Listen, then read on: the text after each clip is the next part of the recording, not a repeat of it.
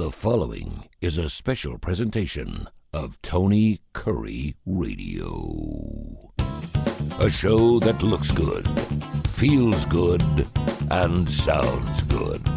This is When in Rome with Stuart Rome. Welcome to the week of When in Rome with Stuart Rome. He is Stuart Rome. He is always in his car. He's always going somewhere, man. Where are you headed right now, brother? Yes, sir. Well, I flew in last night from Birmingham into New Orleans. I got a few things to do. My daughter's getting married next year, so they're going on a little wedding scout trip with my wife. So came in time to kind of take care of the dogs and catch up on some crap. And then I'll be probably flying back there next week for some days. And so it's all good. I'm just, like you said, all over the place. Don't even know where the hell I am half the time, but everything's good. I actually stopped down at your store a couple of days ago and had a little something I wanted to give you. And it's the first time I've been in your store since I brought my daughter down there. I need to come in there over the holidays. And of course, it's always a big part of something that's underneath the tree. I don't quite do the 6 for $5 thing. My daughter just loves the manicures. It's funny because her mother, who's my ex now, they go to one of these little strip things, and then I take her for the real deal at the Woodhouse Day Spa. Man, you're getting the real deal when you get your tootsies and your fingers done at the Woodhouse Day Spa. So it's great. Birmingham.woodhousespas.com, Birmingham.woodhousespas.com. By the way, we were doing our TV show today. I was on with Kip Kiefer, and he was wondering when you were coming back on our TV show. Are you going to be in town maybe next week or the week after? Because he's like, when's Stuart coming back in? He wants to, he wants to come in and get a massage from you. Oh, yeah. Well, I think I'll be in next week, Thursday. I'll be in probably till Friday next week, actually. Okay. And we can't do it then. And it'll probably be a couple weeks after that, All right. Well, I will call you after the show, but let's plan on getting you back in there on Thursday. If you get a chance to ever check out ABC's starting a lineup show with Kip Kiefer, myself, Tony Kurre. Stewart's on the show. Does fantastic work. All right. We're mid-October. Your list of great rock and roll tunes. I'm kind of glad because you already did kind of like a Halloween show, but this is a little different term here. What is this? Yeah, this is more, I kind of labeled it Halloween dark rock, but it's not so dark to me. But, when you look at these bands, they all have a history behind them of being slightly, if not more than slightly dark, like Black Sabbath, Ozzy, and Judas Priest, and, Twisted Sister. So all these are, I guess you could say they remind you of Halloween, kind of dark, scary kind of people that you wouldn't want to kind of walk by on the street. No doubt. If they have their makeup on, So, but yeah, but all these songs are good. So, I like the songs, and they kind of fit the moment of Halloween. So that's where we went. Well, why don't we start off with one right off the bat? Let's get it, because you and I start talking, and next thing you know, we're like halfway through the show. We haven't played any music. People are like, we want to hear our music. I'm like, I got you, man. So give me your first song. We'll get into it. Yeah, we're going to kick it over the Iron Man by Black Sabbath. Iron Man, the Halloween dark tunes this week here on When in Rome with Stuart Rome. And please, when you pull up When in Rome, first of all, because it's music, we got to do the Spotify thing. Spotify has changed how they're doing things right now. So you have to dig for it just a little bit. Just look for Tony Kurre Radio Podcast. You'll find it every single time, TKR. And of course, it's available on every major indice. And you can listen to the tunes. And of course, you can also hear it every Monday, Tuesday, Wednesday, Thursday, and Friday at 5 p.m. Central Time right here on the TKR app, where we have thousands of folks that check it out every single week. I got a couple of emails here, and I always try to, we get lots of emails, info@tonykurreradio.net. We like to answer lots of questions, and sometimes I like to kind of go with a little bit of a theme, and I want to go with the theme of your older audience today. And so I'm gonna kind of push the emails aside, but we do have several that have to do with what I want to get into. And one of them's from Kelly. Kelly is in Tennessee. She doesn't say what city in Tennessee, but she said she's come to Birmingham before. She's actually been to the Woodhouse Day Spa. She loves it. She's in her 60s. She's like, now that That's young. What do you mean old? I know, right? Well, she says, now that I'm part of the AARP group, She said, all I keep hearing about is all these preventative things and how as we get older, we need to look after ourselves, particularly since we really beat each other up with a smiley face on it in our 20s and 30s. And I'm feeling that at the age of 58. I sound like a bag of bolts when I get out of bed in the morning. It's unbelievable. But she wanted to know how's that changed with the spa business. She said, when the spa business, she goes, I've been going to spas all my life. And it used to be 20 and 30-year-olds used to go. And she said, now every time I go, it seems like it's an older group. How has the age limits swayed over the last, say, 10 or 15 years in the spa business? Yeah. Well, first of all, AARP group I'm kind of in the AA group. Is that the same thing? Yeah. It's close. It's close. But being 60 isn't like being 60 when my parents were 60, Yeah. So, the people that come to the spa, are older, especially like skincare treatments. We have a lot of young, we have still people in the 20s coming in, but, 60 is fairly common, 70 is common because, people in their 60s these days probably have been going to the spa since they were 20s and 30s. So they're used to it. Whereas back in the day, it wasn't so common. Yeah. So I think it's just kind of a evolution of, like everything else. 60s, the new 40 and, 20s, obviously 20 and 30, that's not too young to go to the spa. So it's great for us because it really opens up the window to, the whole age range of people that we can expect coming to the spa. So it's really, we're really now like 25 through 70 to 80, which is fantastic. And we, the products that we carry now and the skincare, the facials that we do, they cater from, to the young people to anti-aging to discoloration for your older people. So got all kind of products that are on the gambit for everybody. So it's really, it's great for us. Let's put it that way. Is there an age in your line of business where if you don't get them in by that age, you have a difficult time bringing them back in? I'm not so sure. I mean, we've had daughters bring their mother in, maybe dad for Father's Day who hadn't been in ever. Yeah. And they might be in their 60s and once they come in, they come back. So, I don't think it's it's never too late kind of thing is what I think it is. Yeah. And once you experience it, you're like, maybe I should have done this, a while back. We say that no one's ever gone to the Woodhouse Day Spa and gone, well, this is a bad idea. I mean, every single time. I mean, everyone I've talked to is like, dude, that was fantastic. I'm like, I know. And then they're like, I've been listening to the show and I'm like, okay, I'll give it a shot. Next thing you know, they can't wait to go back. It's a great way of looking at it. And I do think it's certainly skewed. I think, we were living older until the COVID thing hit and it kind of knocked us back a little bit. And I think we're probably, mid to late 70s for most of us. I think we'd all like to push 80 if we could, or into our 80s.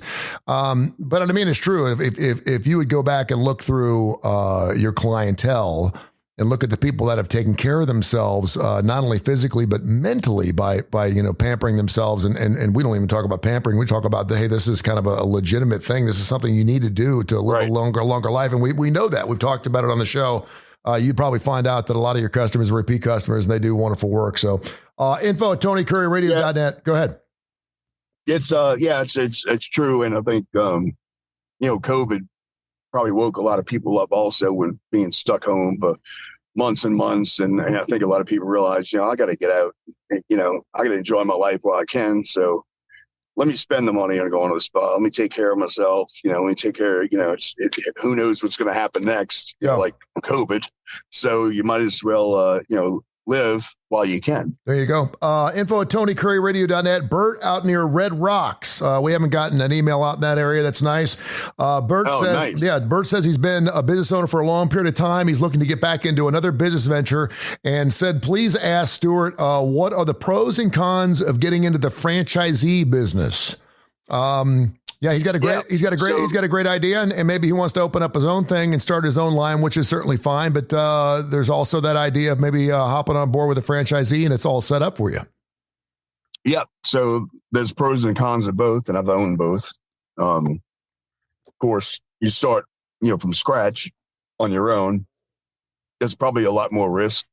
There's a lot more work. You've got to develop the systems yourself. You obviously have to come up with everything yourself, from manuals to processes and all that stuff. Whereas the franchise, you're basically buying into something that's already proven for the most part, that already has all the manuals, the employee manuals, the processes, in our case, like the menu items, the protocols, all that stuff's already done. So, yeah, the franchise is great if you're really young. I'm not sure how old he is, but I would say the younger generation probably is more inclined to start their own business, whereas getting to your 40s or even late 30s or so, and you don't want to deal with that. Probably franchising is better. Yeah. But for sure, there's pros and cons of both. Now that, franchising, obviously you're paying royalties on all your sales, and you probably put it in a marketing fund, which is fairly common, but you're also receiving a lot of the work that you would have to do on your own from the franchisee, as long as it's a good franchise. So there's good to both. Like I said, I've been in both, and there's good. When you're by yourself, you don't have to answer anybody. When you're with the franchise, you have to kind of follow the system. So, yeah, it depends. I was going to say, was there a hand-holding time period there? And I know most places. I bring this up. There's a place called Skyline Chili. That's a place up in Cincinnati, Ohio, and its competitor is Gold Star. And there was a couple of friends of mine that actually bought into a franchise. They had to have $250,000 for the franchise, and then another $200,000 in capital. Of course, everything had to be okay, but they got their hands held for the first 6 months. They had people from corporate that would come in and actually show them how to work the business and stuff. And that being said, they closed it down within 3 months. After I ate lunch. I love the Cincinnati chili taste, and so I ate there like 3 times a day just to help these guys out. But they could not get along with each other. They were arguing. I was like, this is not New York, guys. You can't be screaming at each other while people are trying to eat your dinner. Yeah, it was horrible. No, but I mean, I know when you franchise, normally is a large amount of money, but what normally comes with that? Yeah. So, in my case, I was very early on. The New Orleans location was probably number 16-ish, very young franchise. So they did have all the training and stuff like that, but I didn't need it as much as maybe some other people who come from the corporate world that don't, haven't owned their own businesses, where I did.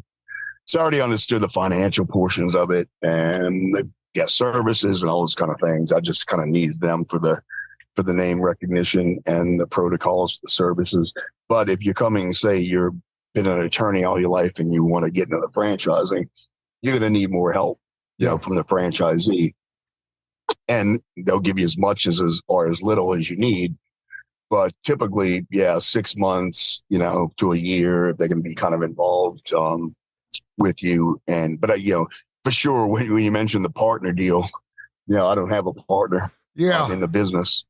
That takes a special person, man. I mean, I've had several people that actually asked me to be a partner in my business once I got it up and running, and I kind of felt like, I worked my ass off to get where I was at. And listen, I'm not a millionaire, but I'm taking care of my family. And so I really didn't want to share that kind of thing because, obviously there is some day that I'd like to get it up to a place where I could sell it. But that's got to be hard, man. It's got to be difficult.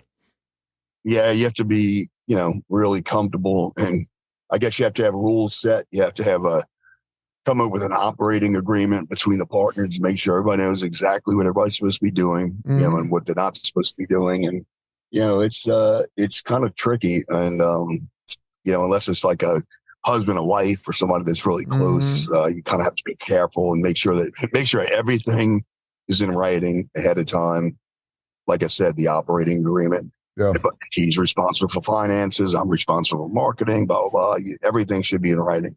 I've seen that a lot in the bar business, and I've seen it happen a million times where, one guy wants to open a place and he gets out getting 2 or 3 of his buddies, and there's always one guy that's there 24 hours a day working his ass off, and then and the other guys are behind the bar, and the other guys that are supposed to be bringing the patrons in, and there's one dude doesn't do anything, and he just brought the money, and he just ends up drinking all your profits. And he sits at the end of and drinks, right? He's usually the one that's in the cash register at 2:15 on Saturday nights, and he's headed to the beach and says, "I'll see you guys on Mondays." Info at TonyCurryRadio.net. We're doing a Halloween dark tunes. You've already done a Black Sabbath song. I love this next band. As a matter of fact, this next band actually filled in for Ozzy Osbourne in the big old PowerPoint show they did out there. It wasn't out Red Rocks. Or was it out near Coachella where they do that thing out in L.A. last year when AC/DC came back? Yeah, it was fantastic. But you got Judas Priest. What you got from the band?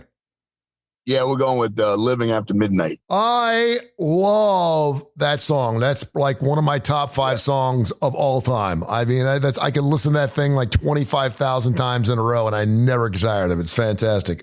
Judas Priest, so glad you picked that song. It's fantastic. Info at TonyCurryRadio.net. We always get asked about your 6 for 5 deals. Tell everyone and what's the deal. And of course, obviously with the holidays coming up, think about this. Wouldn't it be great if you go to one place and finish up your Christmas shopping in one buy? You could do that at the Woodhouse Day Spa, particularly if you're talking some of your men and women friends who really want to be pampered. You could knock it out and do a 6 for 5. Tell people about it. Yeah, it's fantastic. It's basically you just pick whatever service you want from the menu, and you pay for 5. We're going to give you a 6 on your account, so you're basically getting a completely free service, which is a lot of money. Mm-hmm. And it's real flexible, because you can gift it. You can gift 1, you can gift 2, you can share them, you can bring friends with you that don't expire. So, let's say you have a wife and 2 daughters who like to go to the spa, you get the 6 for 5, and you're going to get 6 treatments for the price of 5, and each one they can come twice. All 3 of them can come together twice, and have a great time. And you can watch football while they're going, and everybody's happy, so it's fantastic. There you go. And you mentioned last week, you gave us a little bit of a tease. We got some Black Friday days coming up here, so there may be something a little. Last year you did a 7 for 5 deal. I'm not saying that's going to be the deal this year, but you just make sure you continue to listen to the show here on TKR, wherever you get your favorite podcast. Of course, go check out the Woodhouse Day Spa, 905-7676, Birmingham.woodhousespas.com. Susan Birmingham wants to know, how much are you supposed to tip? She said the tipping culture has gotten out of control. She said, I was always taught that 15% was standard, 20% was if they did a great job, 10% if they didn't do so much. Now I'm being told, I'm being prefaced for like 30, 35, 40%. And she said she also wants to know, can I leave it on a card, or do they prefer cash? Yeah, so she's right that 15-ish, and then 20 is for good service, and go higher if you want. Our therapists, they work their butts off. So massage is very physically demanding, and they're in there for an hour, an hour and a half, sometimes 2 hours. So they earn the tip. So if you give them 20%, and they're always going to do a great job, in my opinion, and from the reviews, that's kind of what it seems. I think 20% is appropriate. They do prefer cash, but you certainly put it on a credit card. The difference is, they put it on a credit card, it'll go on their paycheck, which is every 2 weeks. So if you're at the beginning of the pay period, they'll have to wait about 2 weeks, whereas you give them cash, they get it right away. There you go. So they would prefer that, but whatever is most convenient for the guest is fine with us. Does that this whole Kamala Harris, Donald Trump, no taxes on tips thing, that would work for you, huh? Yeah, I mean, more so for them. Yeah. I mean, because for I haven't seen it. Yeah, I don't know the details of it. The only way it would help me is if the taxes also did not apply to Social Security taxes, because that's what I have to match, and Medicare. But I think it just applies to federal tax, which isn't really going to help me much, but it certainly would help them. And I'm all for it, because that'll help them make more money, keep more money in their pocket. They won't make more, but they'll keep more, basically. And we'll see how it goes. And like I said, I'd love it if they also applied it to Social Security and Medicare, because then I would save the business matching portion of that. Yeah, no doubt. And I'm telling you, don't be cheap. If someone ends up getting you a gift card to the Woodhouse Day Spa, find out what it's worth. Obviously, there's going to be an amount on it, or if they got you a massage, find out what it cost. And then, because I've seen people do this where, if they'll get the free massage and then they're not tipping the 20%, I'm like, dude, at the very least, you could tip extra. You should tip extra because it's a gift. And it's not costing you anything, but sometimes people just plain forget. And I guess if they're not into this culture of what we're going through right now, you will be now when you go to like a buffet and you're tipping people at a buffet and you're doing all the work. So make sure you take care of. Make sure you take, and they work their asses off. Most people remember. We give them like whatever. We have a special 20% off. Yeah, most people do remember. What the amount of the service was prior to the 20%, and that's what they tip on. Mm-hmm. Obviously, some people forget and they just look at the bottom line and say put 20% on the tab. But whatever, it happens, and but it's nice when people remember to tip on the full price of the service. There you go. Info at TonyCurreRadio.net. Make sure you check out that website. It changes all the time. It changes before Mother's Day, Father's Day, spring specials. I get notifications on my phone because I'm signed up, which is fantastic. You never know when he's going to drop it. It doesn't happen very often. It's not like, once a day by any stretch, but he did something a couple weeks ago. It was like what was it? Like a sell us out kind of Saturday or something like that, where you just had some specials where you tried to fill up the schedule. I love that. That was great. It was like midweek, and it was a slow day and unusually slow. And we just offered like a $30 discount, and man, we packed it up real quick. It was great. It was fantastic. Trina, please ask Stuart. Love the show. Please ask Stuart about infrared technology and lasers. I guess she's wanting to know, do you use infrared technology? Do you use lasers? And what would you use those two things for? So lasers are done mainly at med spas, and lasers, you can do all kind of stuff. There's tattoo removal lasers. There's lasers that maybe focus on wrinkles, all those kind of good things. So that's strictly a med spa. We don't do it, nor can we, unless we had an MD on staff. Mm-hmm. But infrared, I think maybe she's thinking of red light therapy, a blue light therapy, because infrared really just has to do with, an infrared sauna heat. It's basically a way to generate heat. We use them in infrared saunas, but red light therapy, we actually use at our spa as part of hydrofacial treatment or something. And it's you basically have these I think it's about 200 little mini lights that are red that goes over your face, and it treats acne. It's acne. It's good for it's supposedly good for wrinkles. Some people always request it, some don't. So it's different than infrared, and I think she probably means red light therapy. Yeah. And I've heard pluses and minuses on the laser thing. I've heard some people that have tried it for not only facial stuff, but also for migraine headaches. And some people love it, and some people it just doesn't seem to do a whole lot. But it seemed like when we got into lasers, like I don't know, I say 10 or 15 years ago, so it's probably 30 years ago. Lasers are supposed to change everything. I mean, by now we were supposed to have lasers in the kitchen, right? So we could cut meat with lasers and stuff. We were supposed to be using lasers for everything, and not burning ourselves. So that's kind of crazy. All right. Black Sabbath, Judas Priest so far. We're doing dark Halloween tunes. We got 3 more to go. And then we got some more email questions I want to get into. Give me your third song here, my friend. All right, we're going to go with little Motley Crue, Shout at the Devil. Shout at the Devil. Have you ever seen the Crue live? I have not, believe it or not. That's probably one of the only ones I haven't. They're pretty good. I don't know if they're on the road as of right now. The last time I saw them was maybe 15, 20 years ago, and that's when they used to come out and play like 3 songs. They get pissed off at each other and leave. It was always Tommy and the lead singer. They'd get in an argument and they'd leave. I actually brought them on stage one time where they actually did not get on stage at all. And I was with a gentleman named Tony Ruffino who owned the Oak Mountain Amphitheater, and basically grabbed Tommy by the scruff of the neck and said, your gas is going to get out there and play those drums tonight or else there's going to be a major problem. And they did. Tony was a small little Jewish man from New York, and he got his way whenever he wanted. He was all for them. But yeah, if you get a chance to see him before your dying days, man, before their dying days, please do it. It's pretty awesome. All right. Info. Tony, go ahead. I'm looking at the list now, and this is probably the first show I've ever done where I've never seen any of these bands live. Really? Yep. Okay. I you know what? I've seen Judas Priest once. That's it. Yeah, that's it. I mean, I want to say I saw Iron Maiden because that was mid 80s and I may have seen them open up for some, but we used to not ever go see the opening act, but I do remember Iron Maiden. And if I hadn't, I missed out because, man, you go over to Europe, they're huge. Yeah. They're like the Beatles over in Europe, man. People absolutely love those. It's crazy. Info at TonyCurreRadio.net. Whoa, let me see here. We got a couple other ones. Trina, did we already do that one? We did that one. Barbara here in Birmingham wants to know, have you ever heard about the Whopper Spa?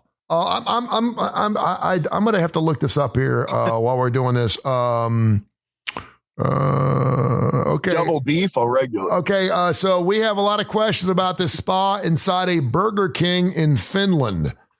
Fast food is stepping up its game. Chains that used to be a little more than occasional guilty pleasure for a quick fix for serious hangover are now doing whatever it takes to get foot traffic.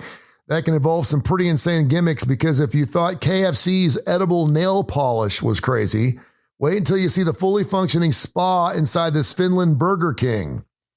Located in Helsinki, this BK is the epitome of a highbrow wit and lowbrow destination. The spa, which was installed by the Finnish hospitality company Restel, is equipped with some very fancy amenities. There's a 15-person sauna with a full entertainment system. This sounds disgusting, dude. 48-inch flat screen TVs, locker, shower room, media lounge with another large 55-inch flat screen TV. Apparently, the only things that go better with a Whopper and a good sweat are two giant television sets. 3 hours at this Burger King gets you a meal and $280. Now you're a businessman. You're a smart businessman. Can you see how you in the hell you would sit down with a group of investors and say, I've got this great idea. First of all, I've already got a Burger King. I see Burger King commercials all over the place, and their stock is going through the roof right now. Don't tell me advertising doesn't work because the Burger King was in the hole. They were done until they hit this marketing campaign where they're singing the jingle again.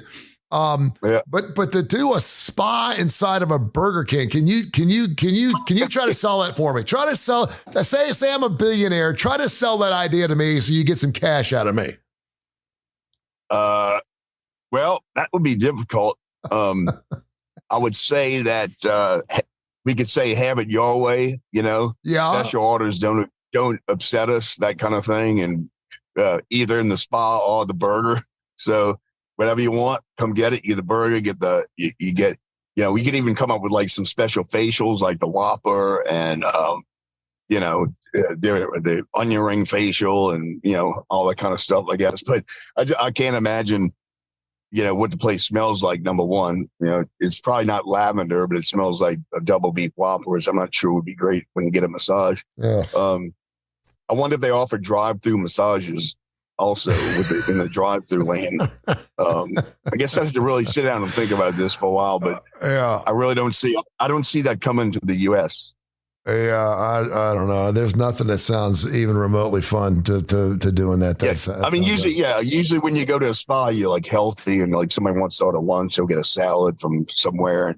But usually don't go to a spa to get a big double beef Whopper with cheese and fries. That is disgusting. All right, we got a couple more songs here. We're going to play them at the end because I got a couple more emails I've got to get to because there's a couple of first timers here that I would absolutely love, and they're both from women, which is really surprising. See, I don't like to. I do a lot of show prep, right? I don't like to read a lot of these things beforehand because I like them to give me shock value like they do with you. So while I'm reading them, it's pretty good. Shauna in Tupelo, Mississippi said, is it true that it's dangerous to be intimate in a sauna and or a hot tub?